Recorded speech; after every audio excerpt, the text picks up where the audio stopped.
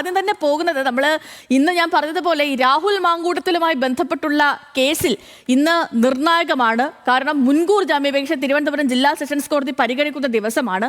ജാമ്യാപേക്ഷയിൽ വാദം അത് അടച്ചിട്ട മുറിയിൽ കേൾക്കണമെന്നാണ് രാഹുലും പ്രോസിക്യൂഷനും ആവശ്യപ്പെട്ടിരിക്കുന്നത്.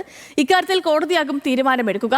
7 ദിവസമായി രാഹുൽ ഒളിവിലാണ്. രാഹുലിന് ജാമ്യം നൽകുന്നതിനെ ശക്തമായി എതിർക്കാനാണ് പോലീസിന്റെ തീരുമാനം. അഞ്ജു ജയപ്രകാശും ശാന്തകുമാർ വെള്ളാലത്തും ഈ വാർത്തയുടെ വിശദാംശങ്ങളുമായി നമുക്കൊപ്പം തത്സമയം ചേരുന്നുണ്ട്. ആദ്യം അഞ്ജുവിലേക്കാണ്. Anju, good morning. ഈ രാഹുൽ മാങ്കൂട്ടത്തിനെ സംബന്ധിച്ചിടത്തോളം, ഈ കേസിനെ സംബന്ധിച്ചിടത്തോളം ഏറെ നിർണായകമായ ദിവസമാണെന്ന്. കാരണം രാഹുലിന്റെ മുൻകൂർ ജാമ്യാപേക്ഷ കോടതിയുടെ പരിഗണനയിൽ വരുന്ന ദിവസം. ഇത് അടച്ചിട്ട മുറിയിൽ വാദം കേൾക്കണമെന്നൊരു ആവശ്യം രാഹുൽ മുന്നോട്ട് വച്ചിട്ടുണ്ട്. ഇതിനൊക്കെ ഒരു തീരുമാനമാകുമോ എന്ന കാര്യവും ഇന്ന് തന്നെ അറിയാം. അപ്പോൾ എത്ര കണ്ട് ഈ നിർണായകമാണ് ഇന്നത്തെ ദിവസം. ഒപ്പം തന്നെ പോലീസിന്റെ തെളിവ് ശേഖരണം. കാരണം പോലീസ് എല്ലാ രീതിയിലും വലവിരിച്ച അന്വേഷണവുമായി മുന്നോട്ട് പോവുകയാണ്. അപ്പോൾ തെളിവ് ശേഖരണം, മാക്സിമം തെളിവുകൾ ശേഖരിച്ചത് കോടതിക്ക് മുന്നിൽ എത്തിപ്പിക്കുക, അതാണ് പോലീസ് ഇപ്പോൾ ചെയ്തുകൊണ്ടിരുന്ന കാര്യങ്ങളും. കഴിഞ്ഞ ദിവസങ്ങളിലൊക്കെയുമായിട്ട് ഇയാളുടെ ഫ്ളാറ്റുകളും ഇയാളുമായി ബന്ധമുള്ള എല്ലാവരെയും അരിച്ചു പറക്കി അന്വേഷിച്ചു, ഇവരുടെയൊക്കെയും മൊഴിയെടുക്കുകയും ഒക്കെ ചെയ്തു. അപ്പോൾ പോലീസ് നൽകുന്ന റിപ്പോർട്ട്, കോടതിയിൽ നൽകുന്ന റിപ്പോർട്ട് ഈ കേസിൽ ഏറെ നിർണായകവുമാവും. അപ്പോൾ പറയൂ അഞ്ജു, ഇന്ന് നമ്മൾ എന്തൊക്കെ പ്രതീക്ഷിക്കണം ഈ കേസുമായി ബന്ധപ്പെട്ട്? Good morning Sethu. 7 ദിവസമായി ഈ കേസിൻ്റെ പരാതി ലഭിച്ചത് മുതൽ ഒളിവിൽ കഴിയുകയാണ് രാഹുൽ മാങ്കൂട്ടം MLA. അതിനിടയിലാണ് മുൻകൂർ ജാമ്യാപേക്ഷ ഉൾപ്പെടെ നൽകുന്നത്. ആ ജാമ്യാപേക്ഷ ഇന്നാണ് തിരുവനന്തപുരം ജില്ലാ സെഷൻസ് കോടതി പരിഗണിക്കുന്നത്. എന്തായാലും ജാമ്യം തള്ളാനുള്ള എല്ലാ സാധ്യതകളുമാണ് പോലീസ് പറയുന്നത്. അത്തരത്തിലുള്ള വാദങ്ങളുമാണ് പ്രധാനമായിട്ടും പോലീസ് ഉന്നയിക്കുന്ന കാര്യങ്ങളിലുള്ളതും.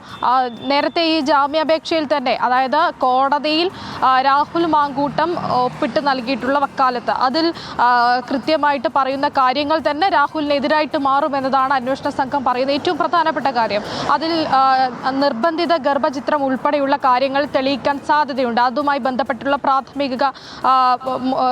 ബന്ധപ്പെട്ടുള്ള തെളിവുകൾ അന്വേഷണ സംഘത്തിന് കോടതിയിൽ നിരത്താൻ സാധിക്കുമെന്ന കാര്യത്തിൽ ഒരു സംശയവുമില്ല. ഡോക്ടറുടെ മൊഴിയുണ്ട്, ഒപ്പം തന്നെ അതിജീവിതയുടെ മൊഴിയുണ്ട്. ഒപ്പം രാഹുൽ തന്നെ കോടതിയിൽ ഒരുപക്ഷെ അംഗീകരിക്കുന്ന, കോടതിയുടെ ജാമ്യാപേക്ഷയിൽ അംഗീകരിക്കുന്ന കാര്യമാണ് ഈ തൻ്റെ വോയിസ് ക്ലിപ്പുമായി ബന്ധപ്പെട്ടുള്ള കാര്യങ്ങൾ. അപ്പോൾ ആ ഓഡിയോ റെക്കോർഡിൽ കൃത്യമായി പറയുന്നുണ്ട് ഇത്തരത്തിൽ ഗർഭചിത്രത്തിന് നിർബന്ധിക്കുന്ന കാര്യം. ആദ്യം ഗർഭം ധരിക്കാനാണെങ്കിൽ പിന്നീട് നിർബന്ധിത ഗർഭചിത്രത്തിന് വിധേയമാക്കുന്ന തരത്തിലുള്ള ഓഡിയോ സംഭാഷണങ്ങളുണ്ട്. അപ്പോൾ അതുകൂടി കോടതിയിലേക്ക് തെളിവായിട്ട് അന്വേഷണ സംഘത്തിന് സമർപ്പിക്കാൻ കഴിയുമെന്ന കാര്യത്തിൽ സംശയമില്ല. മറ്റൊന്ന് ബലാത്സംഗമാണ്.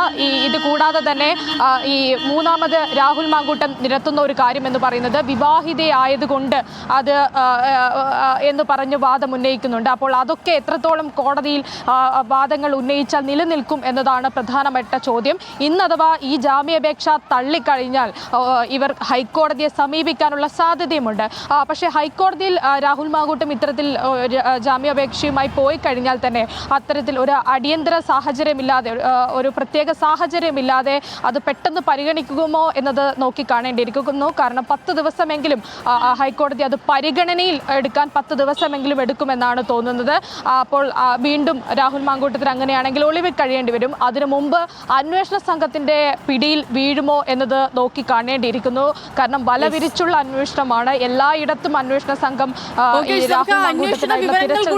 കോടതിയിൽ നിന്നുള്ള കാര്യങ്ങളാണ് അഞ്ജു പറഞ്ഞത്. ഇന്നിപ്പോ ഈ വിഷയം, ഈ സംഭവം അത് കോടതിയുടെ പരിഗണനയ്ക്ക് വരുന്ന ദിവസമാണ്. നമുക്കിനി രാഹുൽ മാങ്കൂട്ടത്തിനായുള്ള തിരച്ചിലും തുടരുകയാണ്. അഞ്ജു പറഞ്ഞതുപോലെ തന്നെ ഇപ്പം കഴിഞ്ഞ 7 ദിവസമായിട്ട് ഇയാൾ കാണാമറയത്താണ്. ഈ കേസൊക്കെ വന്ന സമയത്ത് മുങ്ങിയതാണ്, പിന്നെ ഈ MLA പൊങ്ങിയിട്ടില്ല. അപ്പോൾ നമുക്ക് ഈ കാര്യം ശാന്തകുമാർ വെള്ളാലത്തിനോട് ചോദിക്കാം. ശാന്തകുമാർ, ഇന്നലെ ഒരുപാട് നിർണായകമായ ലീഡുകളൊക്കെ വന്ന ദിവസമായിരുന്നു. ഇയാൾ ഇപ്പോൾ സഞ്ചരിച്ച കാറുമായി ബന്ധപ്പെട്ടുള്ള ലീഡ് കിട്ടി.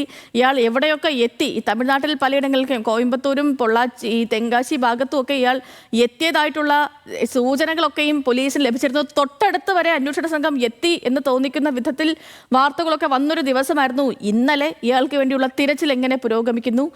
പോലീസ് പിടികൂടാനുള്ള സാധ്യത എത്രത്തോളമാണ് ശാന്തകുമാർ? ഊർജിതമായി തന്നെ തുടരുക തന്നെയാണ് അന്വേഷണ സംഘം. തിരുവനന്തപുരത്തുള്ള അന്വേഷണ സംഘമുണ്ട്. ഒപ്പം തന്നെ തമിഴ്നാട്ടിൽ ആണ് രാഹുൽ മാങ്കൂട്ടത്തിൽ ക്യാമ്പ് ചെയ്തിരുന്നത് എന്നുള്ള സംശയം നേരത്തെ തന്നെ ഉണ്ടായിരുന്നു. അതിനുള്ള തെളിവുകളും പോലീസിന് ലഭിച്ചിരുന്നു. വ്യത്യസ്തമായ ഫോൺ നമ്പറുകൾ, പുതിയ ഫോൺ നമ്പറുകൾ ഉൾപ്പെടെ രാഹുൽ മാങ്കൂട്ടത്തിൽ ഉപയോഗിക്കുന്നുണ്ട്. അത് തമിഴ്നാട്ടിലാണ് ഉപയോഗിച്ചിരുന്നത് എന്ന് കണ്ടെത്തി തന്നെയാണ് തമിഴ്നാട് പോലീസിന്റെ കൂടി സഹായത്തോടു കൂടി, അതായത് ക്യൂ ബ്രാഞ്ചിന്റെ കൂടി സഹായത്തോടു കൂടി ഈ അന്വേഷണം നടന്നുകൊണ്ടിരിക്കുന്നത്. അതിനിടയിലാണ് രാഹുൽ മാങ്കൂട്ടത്തിൽ തമിഴ്നാട്ടിലെ അന്വേഷണം ഊർജിതമാക്കിയെന്ന് അറിഞ്ഞതിന് ശേഷം കർണാടകയിലേക്ക് മാറി എന്നും അന്വേഷണം കണ്ടെത്തി. പക്ഷേ ഇപ്പോഴും അന്വേഷണ സംഘത്തിന്റെ കാണാമറയത്ത് തന്നെയാണ് രാഹുൽ മാങ്കൂട്ടത്തിൽ. പക്ഷേ രാഹുൽ മാങ്കൂട്ടത്തിൽ പോകുന്ന വഴിയെല്ലാം അന്വേഷണ സംഘത്തിന് മനസ്സിലായിട്ടുണ്ട് എന്ന് തന്നെയാണ് കരുതുന്നത്.